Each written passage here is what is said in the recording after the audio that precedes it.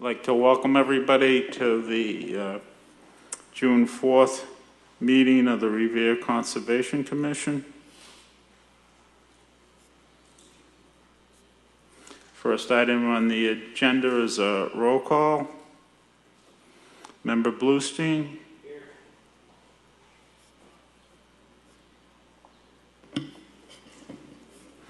Member LaValle. Here.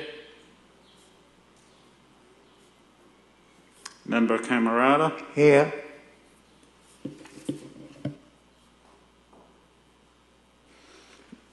Vice Chair Joseph James. Here. Member Raponi. Here. Member Cerboni. Here.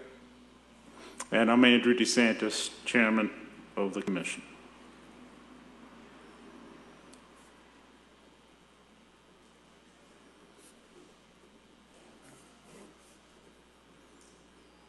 Next item on the agenda is approval of the minutes from May 7th, 2014.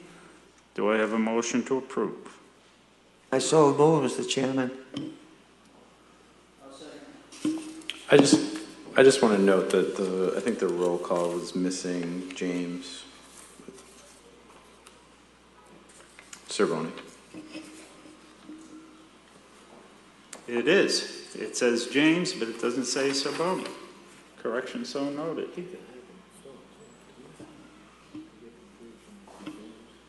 I don't know. I think he walked in like right after roll call. I don't remember.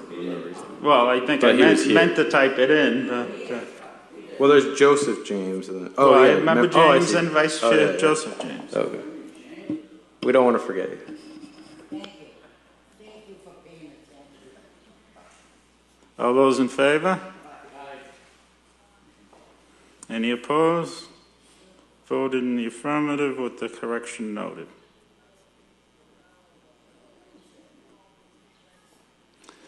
Next item on the agenda was Michael Kessman was supposed to be here.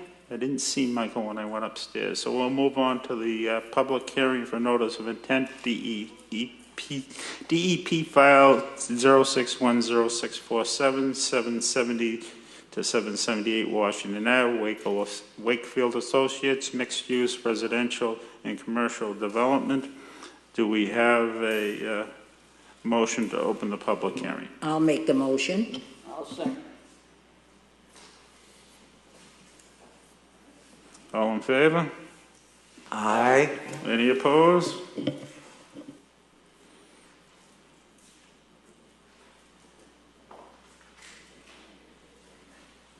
Okay, Curtis, would you come up to the mic, make sure it's on?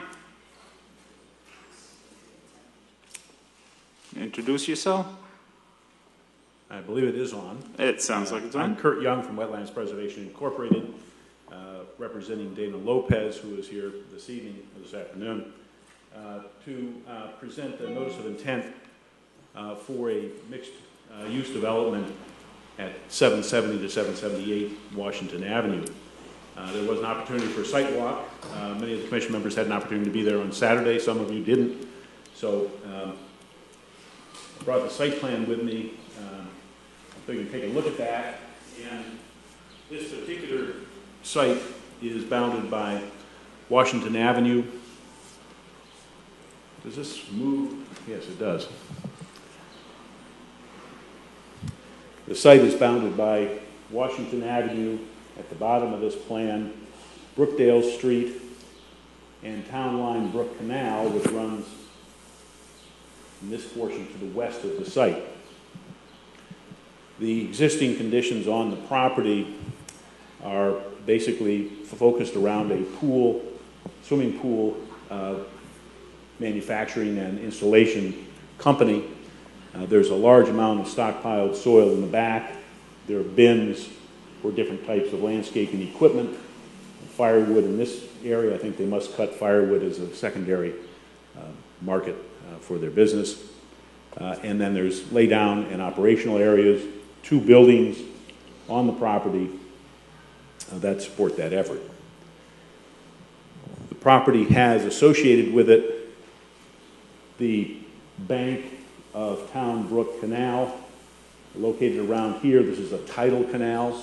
It's a drainage canal. It was built for that specific function to drain large portions of Revere, which it seems to do fairly well. I understand high water tables and some flooding do occur, but it does take water from portions to the south of the town and drain it down into the river.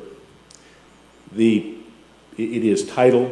It's considered a perennial water body, but because it's a constructed canal, it's a concrete-lined canal. It does not have riverfront area associated with it, but it has a 100-foot buffer zone, which shows on the site plan in this area, which envelopes much of the property itself that's proposed for development. At the site walk, we talked about a couple of different things, and let me go to the proposed conditions plan for a moment.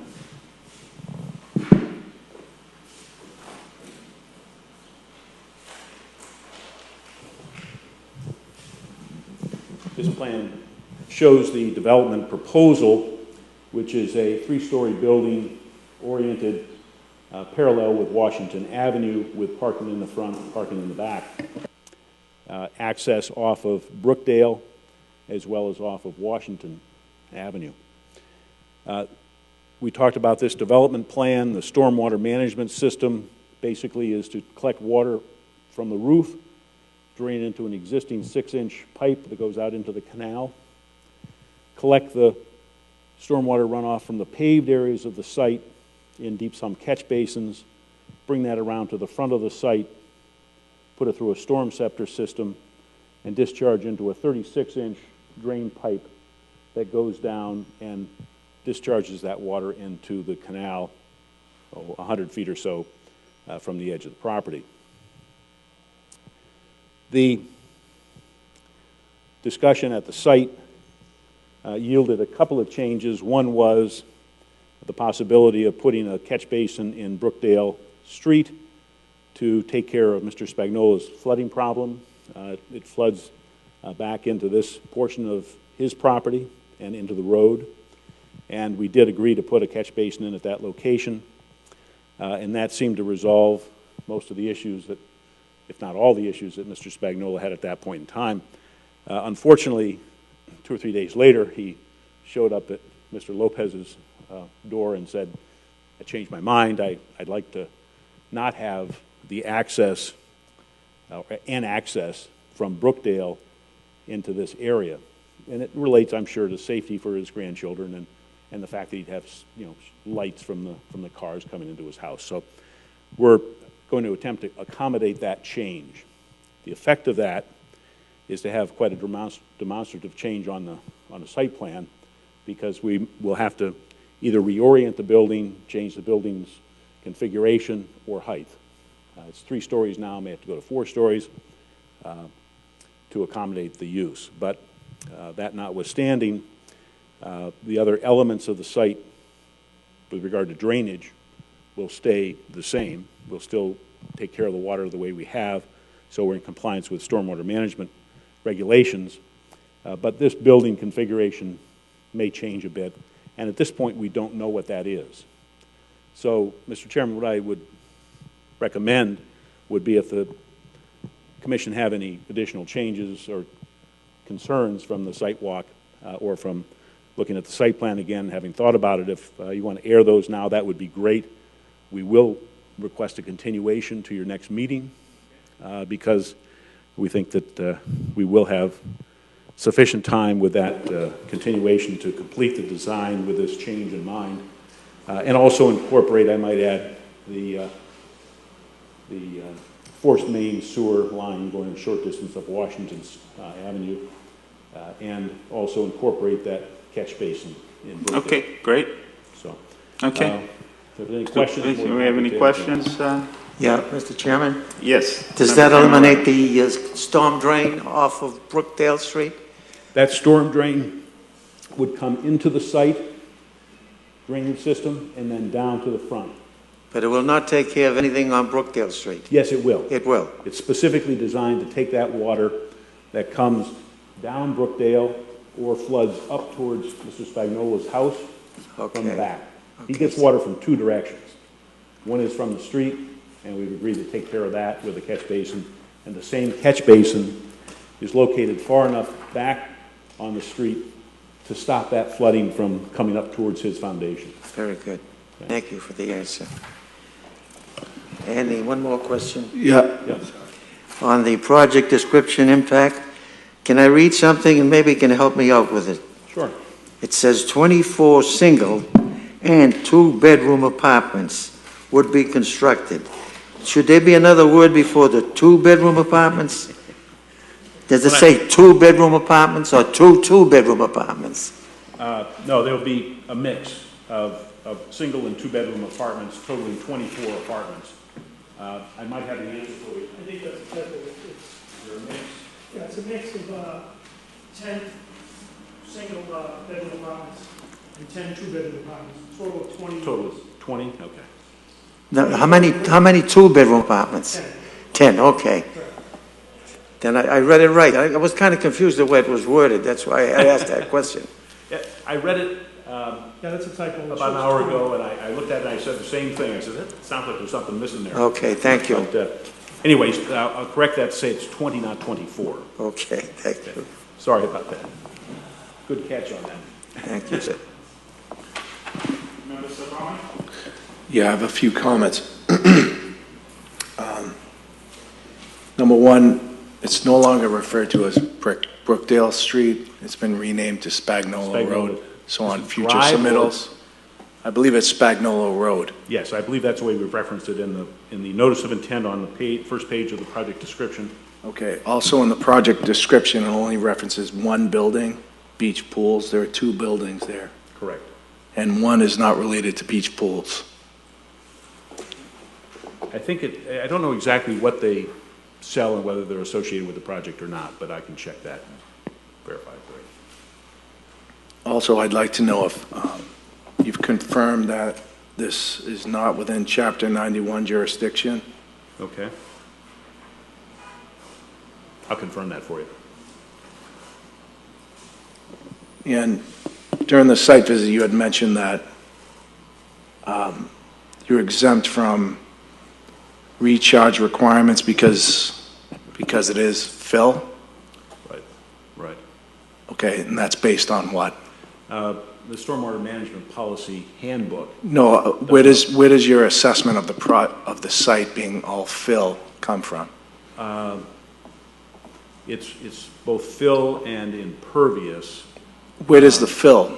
The fill is throughout the site. No, based on what?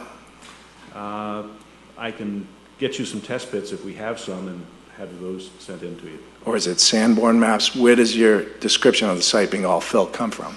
Yeah, I think would you recall the site itself has got material all over it. Right, but That's been you brought. described it as fill. Right. So what is that based upon? Observations, basically, of the site. Just visual observations? Sure. If you'd like test pits, we can get you that.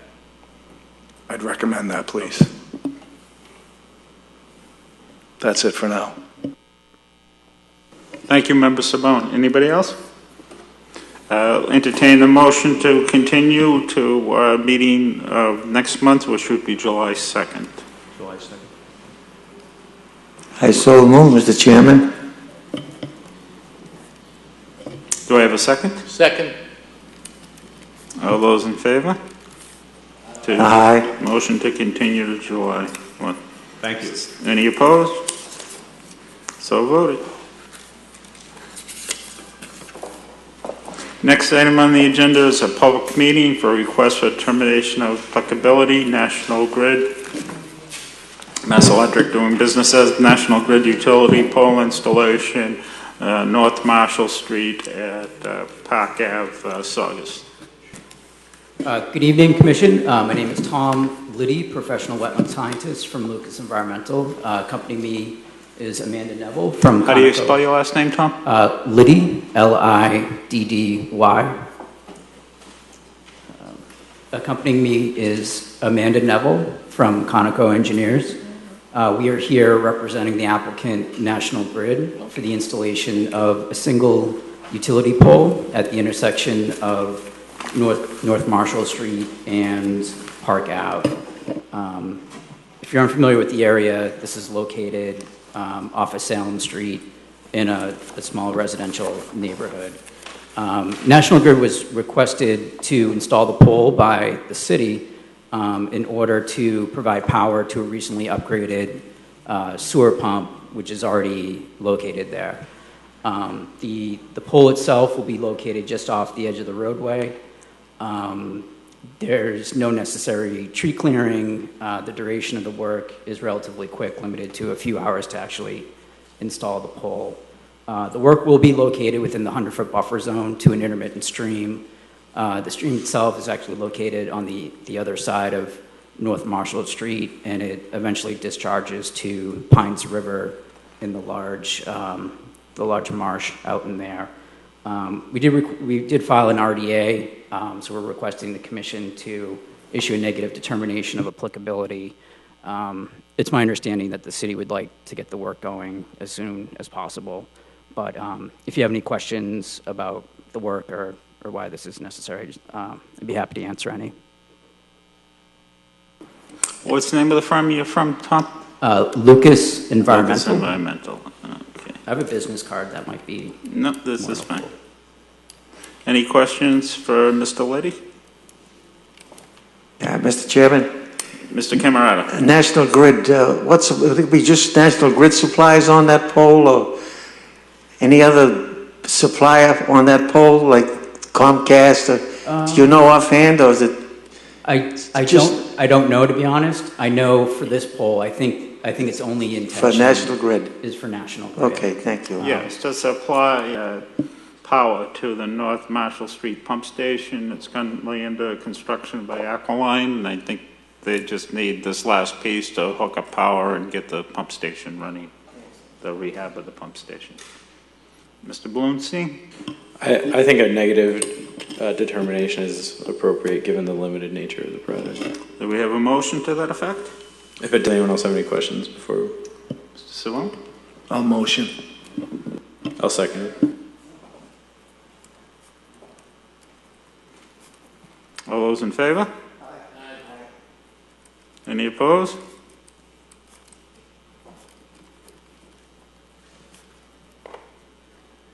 Okay, so be negative determination. The work in the request is within an area subject to protection under the Act, but will not remove, fill, dredge, or alter that area. Therefore, this said work does not require the filing of a notice of intent. All right, we'll sign this tonight, and then when I get a chance to make a copy of it, I'll send it out to... Excuse me, Mr. Chairman. I have the copy of the legal ad. Do you need? Yeah, would you give that to me, please? Who should I send this to? Should I send it to Mass Electric or send it to Conoco? No, it can be sent to Conoco. Okay, It's probably safer that way, so it doesn't get lost. will do. Here you go, sir. And no other business? Thank you very much. Do we have a motion to adjourn? We have a I'll second? second it.